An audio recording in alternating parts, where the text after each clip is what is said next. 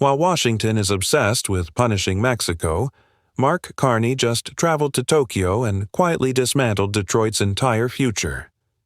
70%.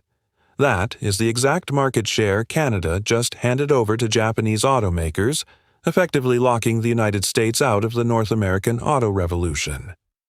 Donald Trump threatened a 25% cross-border tariff to force auto production back to the United States. He wanted to corner the market. But Ottawa did not panic. Instead, Prime Minister Mark Carney flipped the script.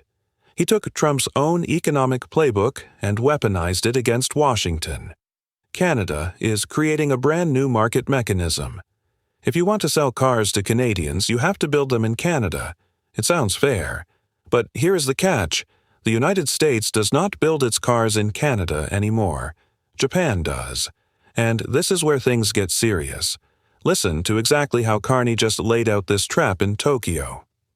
The President of the United States has made the point several times about wanting as much production as possible in the United States for cars that are consumed in the United States, if I can put it that way. If you can consume a car, I guess you consume it over time. We can adopt that principle as well. We would do it through a market mechanism. A little over 70% of auto production in Canada is by the Japanese automakers. So they would be a beneficiary of that. It's not, it doesn't say Japanese auto, but it says if you produce in Canada and you provide the jobs and support our communities, then you benefit from it. What you just heard is a masterclass in geopolitical leverage. Carney did not single out American cars. He did not break any trade laws. He simply rewarded the companies that actually invest in Canadian communities. And right now, Japanese automakers control just over 70% of auto production in Canada.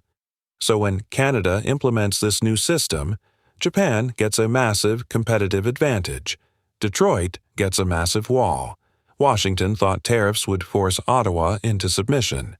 Instead, Canada just secured its supply chain across the Pacific. But that is not even the biggest part.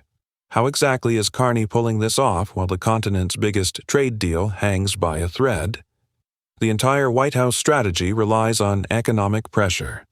The threat of ripping up the North American Free Trade Agreement, known as KUSMA in Canada, was supposed to be Trump's ultimate weapon. Washington expected Canada to beg for a bilateral deal. They expected rapid concessions. But Carney is operating on a completely different chessboard. He is building an economic fortress that works with or without the United States. And he just said it out loud on the world stage, but if you think locking Detroit out of the Canadian market is a massive blow to U.S. tariffs, stick around, because what Carney said next is a direct insult to the American auto industry, and Washington is completely unprepared for it. Watch how he just dismissed Washington's biggest point of leverage.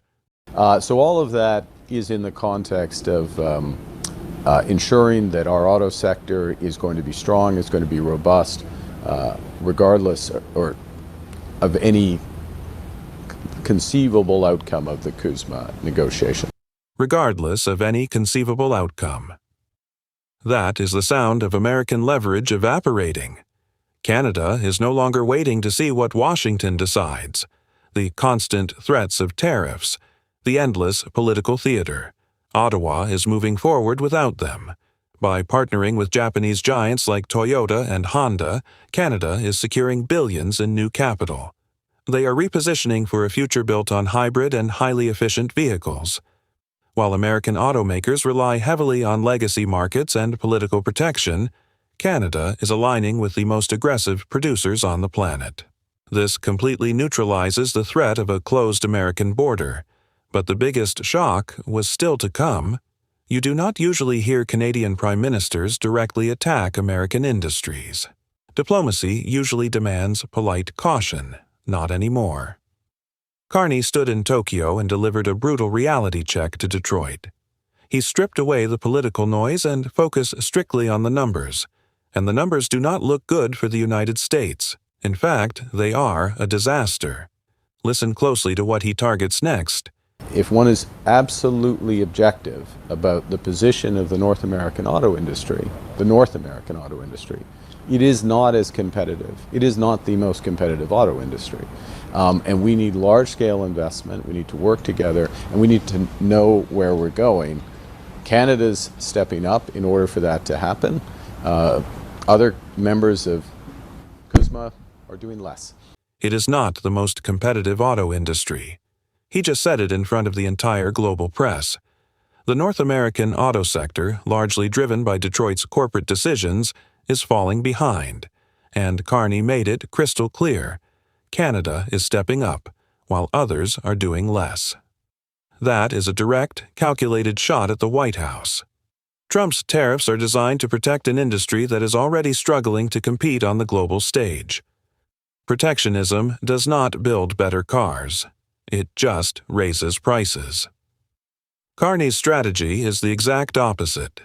He is using Japanese capital and Canadian resources to build a highly efficient manufacturing hub. This is how you navigate a trade war. You do not match chaos with chaos. You match it with cold, hard market mechanisms. Canada holds vast reserves of critical minerals. It has a highly skilled workforce, and now it has a direct pipeline to Japanese automotive giants. Washington is busy fighting border battles and imposing taxes on its own consumers. Meanwhile, Ottawa is quietly securing the future of mobility. If the United States wants to wall itself off, Canada will simply build bridges across the Pacific. The leverage has shifted, and Detroit is the one left paying the price. But what happens when the tariffs actually hit? If you want the sharpest objective analysis of the geopolitical shifts shaping Canada's future, you need to subscribe to Canada SR. We break down the trade deals, the policy shifts, and the real impact of every strategic move. Turn on notifications so you never miss an update. Is Canada's strategy of global diversification enough to bypass the impact of U.S. tariffs, or does Washington still hold the ultimate leverage? Let me know your thoughts in the comments below.